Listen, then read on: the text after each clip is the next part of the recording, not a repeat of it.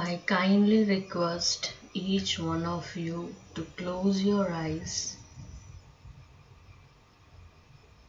and concentrate the Divine Mother in your heart center, at the center of your heart.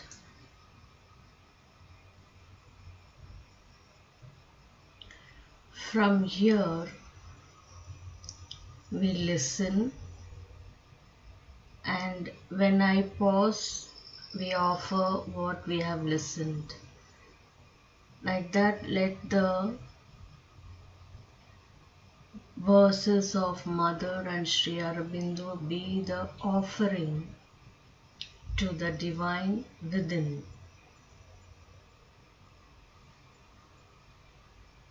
So from the beginning, everything will be read with a slow pace, with break in between, with a pause, and that pause is to offer what you have heard inside you. So let us start Om inside our being.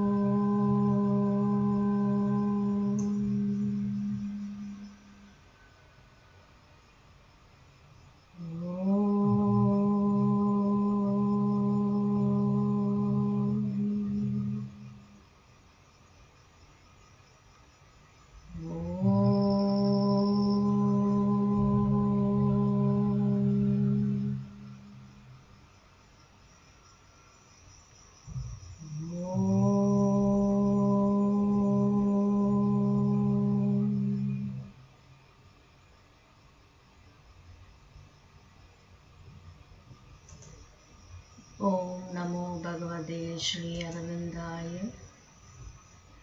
Om Anandamayi, Om Chaitanyamayi, Om Satyamayi, Om Parame. O my beloved Lord, let us be thine integrally. Let Lord's divine peace be with us.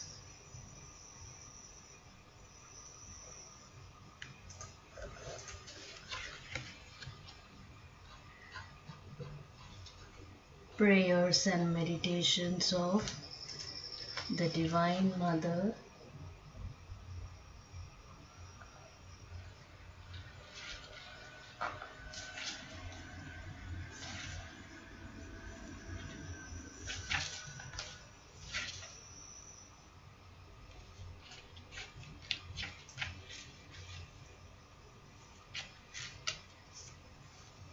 August 6th, 1914.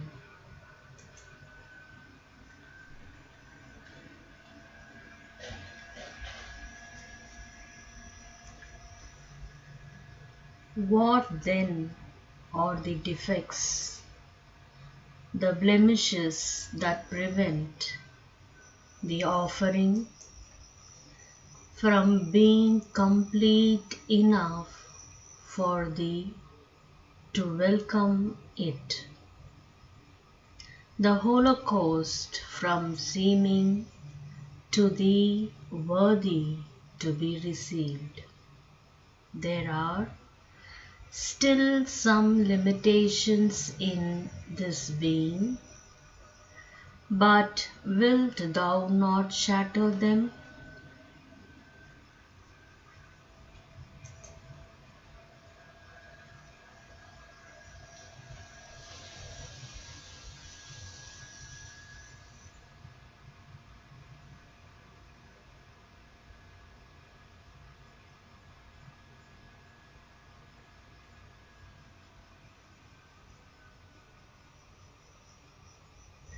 O Lord, we know that It is an hour of great gravity for the earth.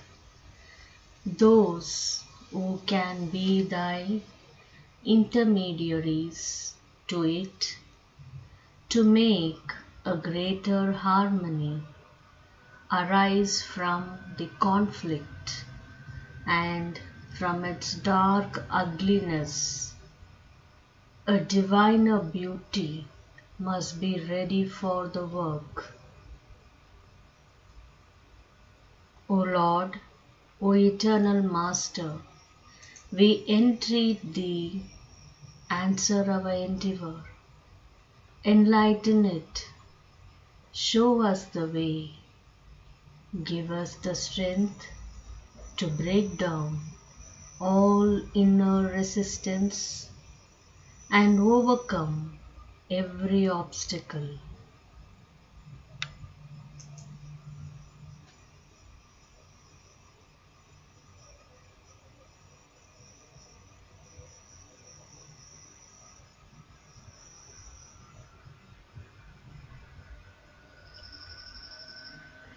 O my sweet Master, I prostrate myself at Thy feet. My entire being cries to Thee in an ardent supplication. Deliver me from the incapacity of the personal being.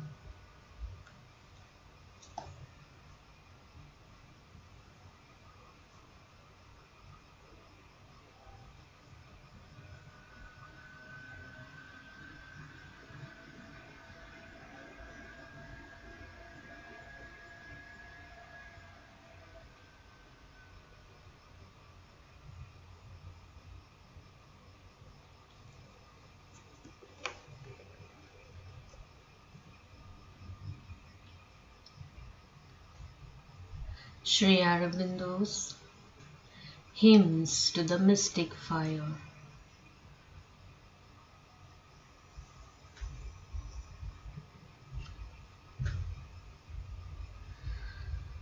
The tradition then was there, and it was prolonged after the Vedic times. Yaska speaks of several schools of interpretation of the Veda. There was a sacrificial or ritualistic interpretation, the historical or rather mythological explanation, an explanation by the grammarians and etymologists, by the logicians, a spiritual interpretations.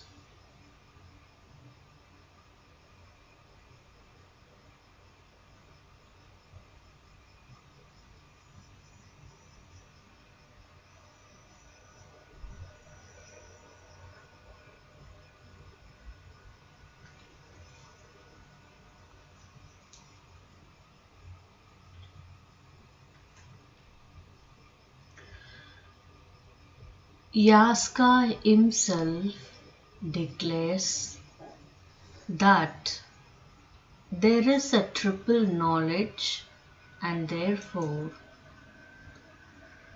a triple meaning of the Vedic hymns, a sacrificial or ritualistic knowledge, a knowledge of the gods, and finally a spiritual knowledge. But the last is the true sense, and when one gets it, the others drop or cut away. It is this spiritual sense that saves, and the rest is outward and subordinate.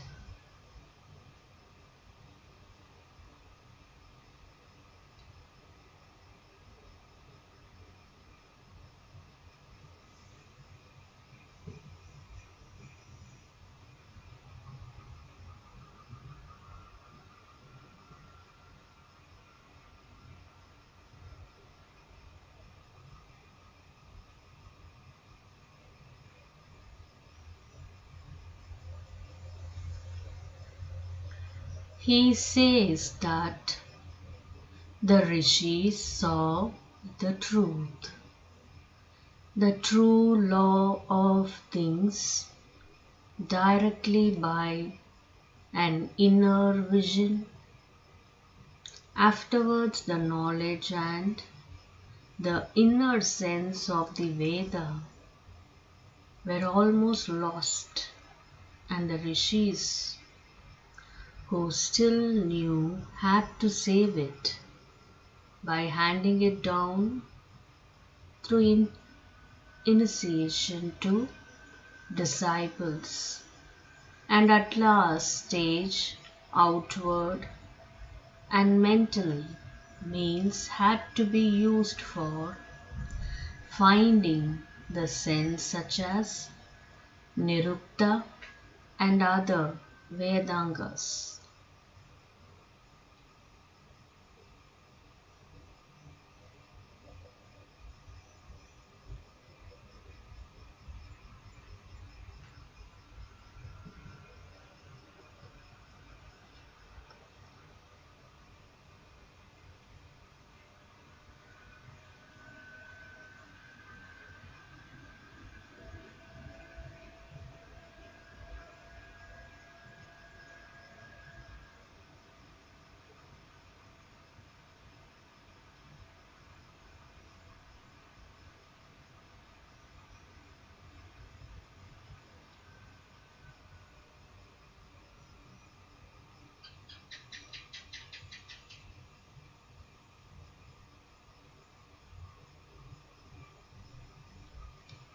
But even then, he says, the true sense of the Veda can be recovered directly by meditation and tapasya. Those who can use these means need no outward aids for this knowledge. This also is sufficiently clear and positive.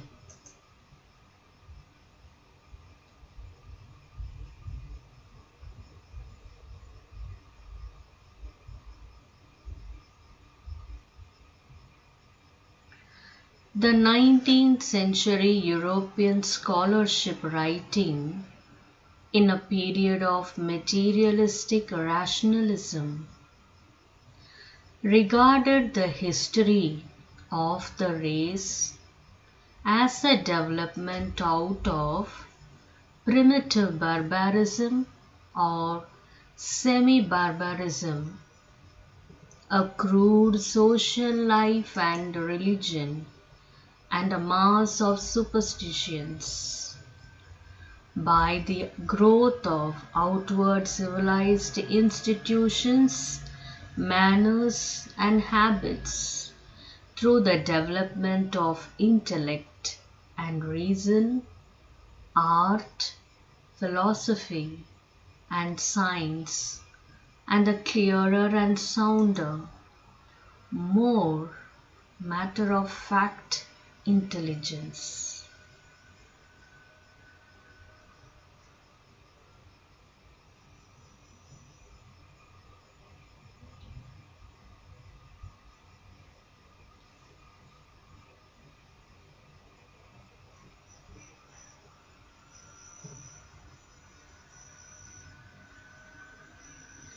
The ancient idea about the Veda could not fit into this picture.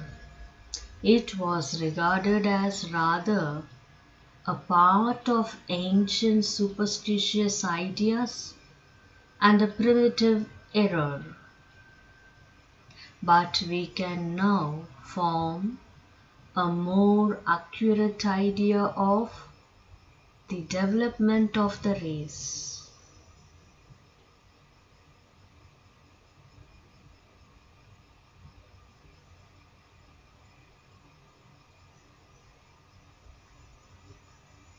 The ancient, more primitive civilizations held in themselves the elements of the latter growth, but Their early wise men were not scientists and philosophers or men of high intellectual reason, but mystics and even mystery men, occultists, religious seekers.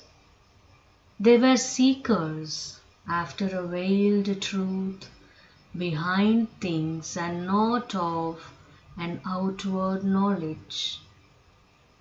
The scientists and philosophers came afterwards.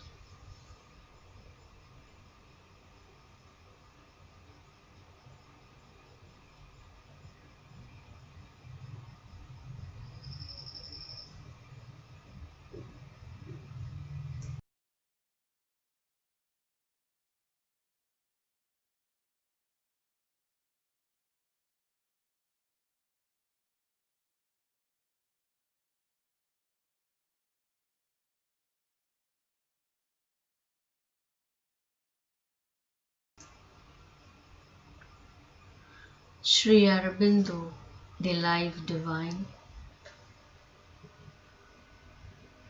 Chapter 10, Conscious Force.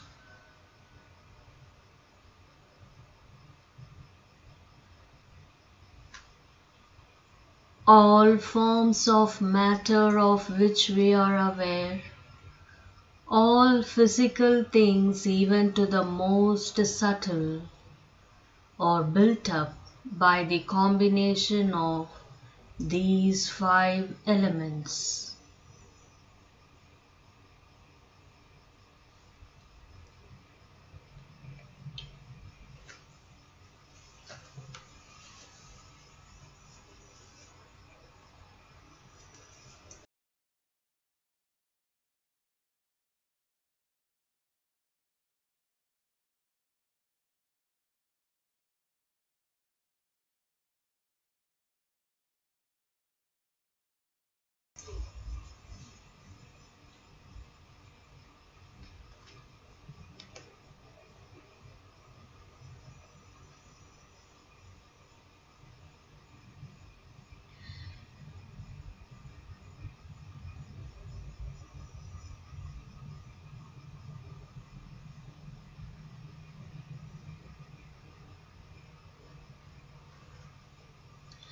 Upon them also depends all our sensible experience, for by reception of vibration comes the sense of sound.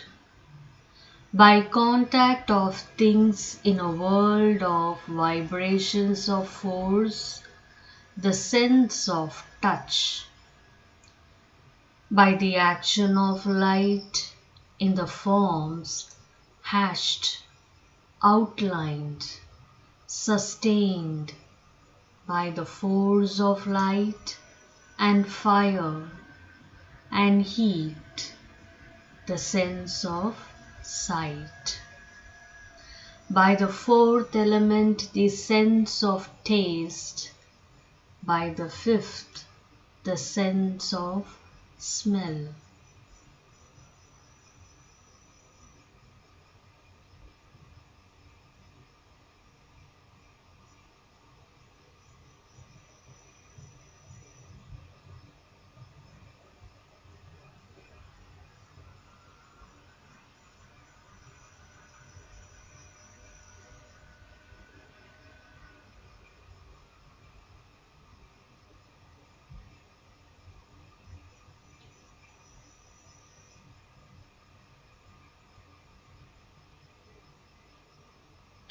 All is essentially response to vibratory contacts between force and force.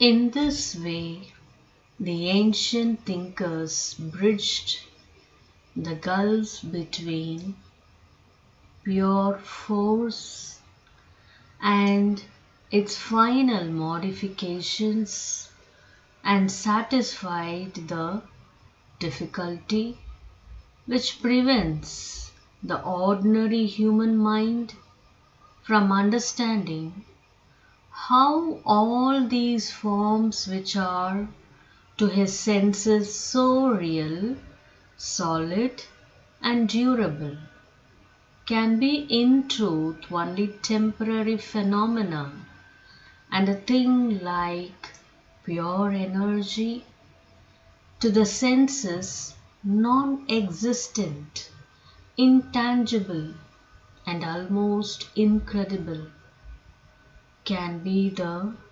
one permanent cosmic reality.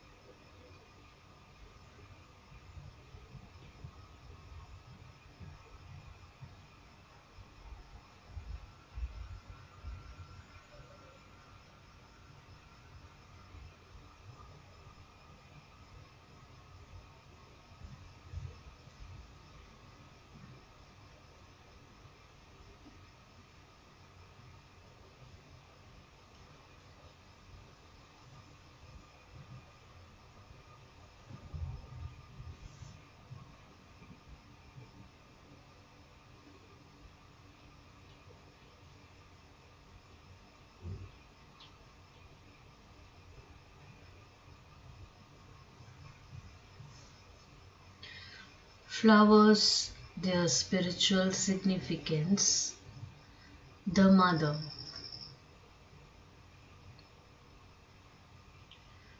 Silent language of flowers.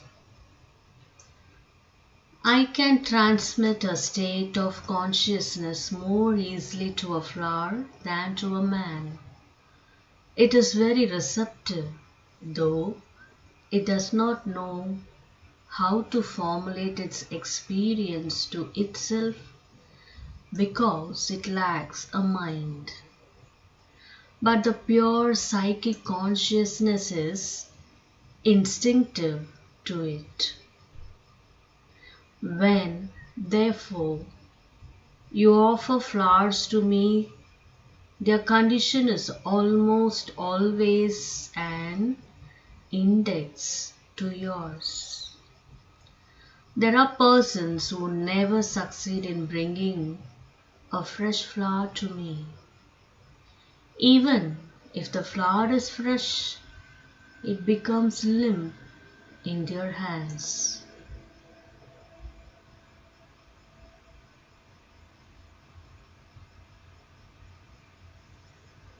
Others, however, always bring fresh flowers and even revitalize drooping ones.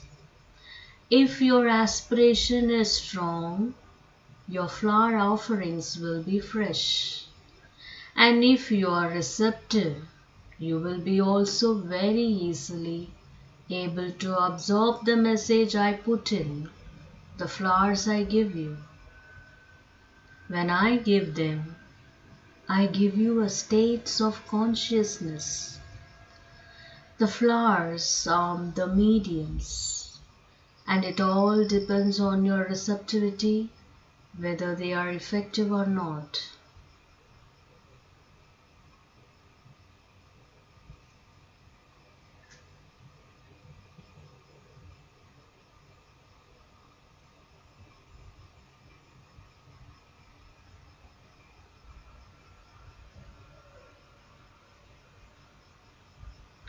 Do flowers love?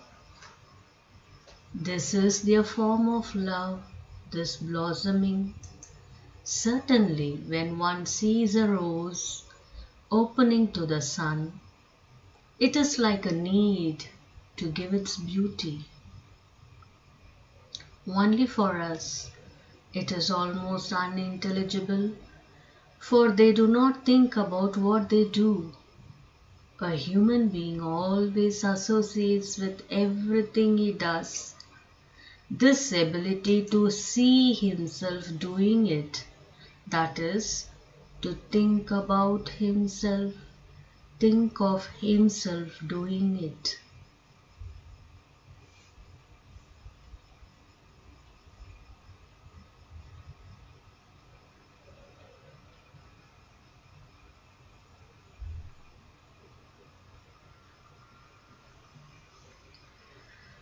Man knows that he is doing something.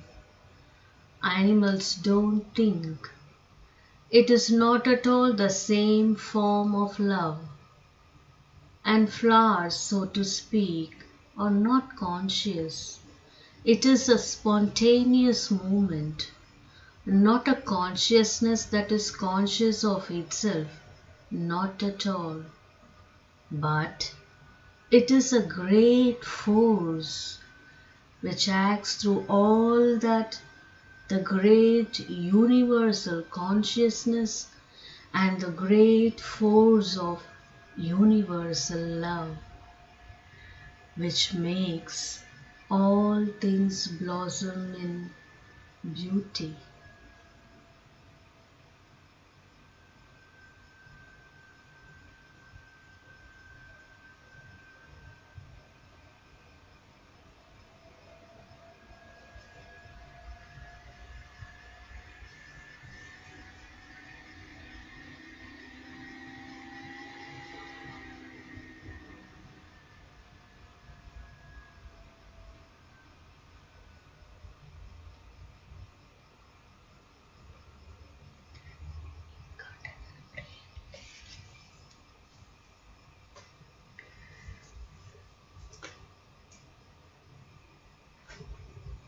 Close your eyes.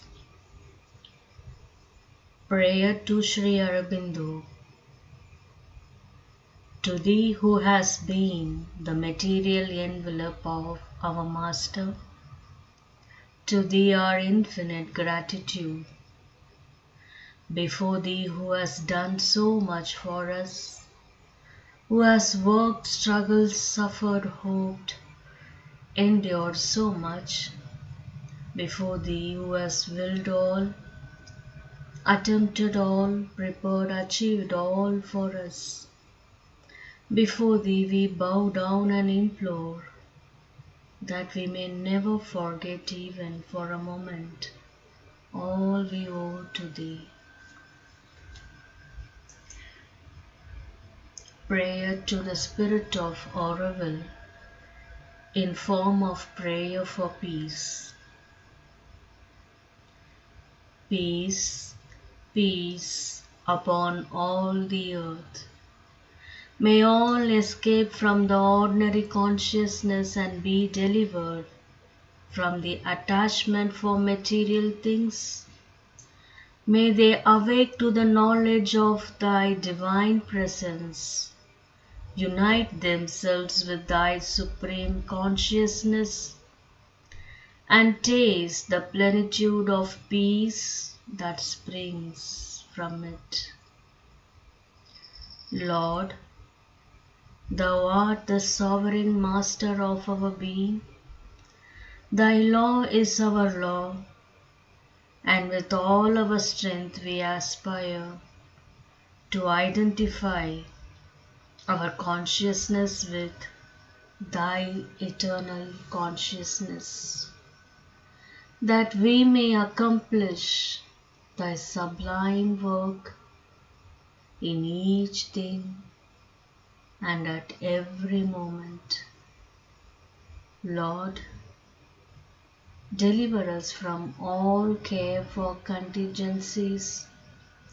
Deliver us from the ordinary outlook on things. Grant that we may henceforth see only with thy eyes and act only by thy will. Transform us into living torches of thy divine love, with reverence, with devotion, in a joyful consecration of my whole being. I give myself, O Lord, to the fulfillment of thy law. Peace, peace, upon all the earth.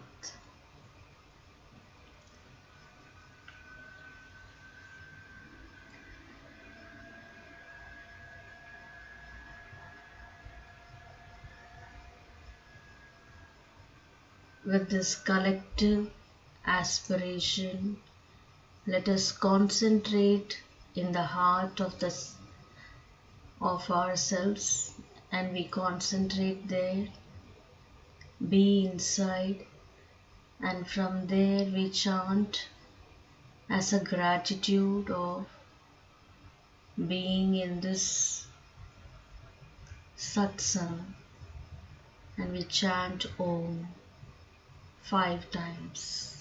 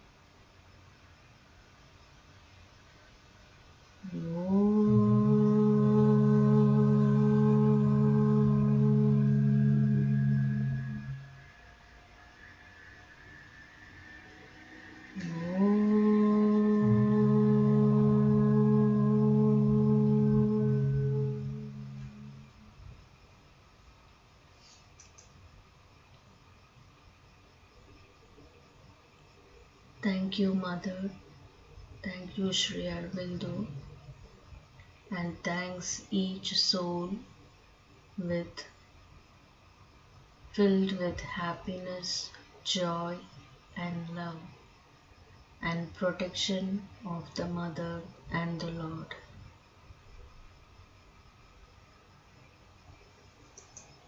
Surrender to Divine Mother. Thanks being with me in this collective collaboration. Let peace fills our heart and our place and the people around us. Greetings from Aurobindo.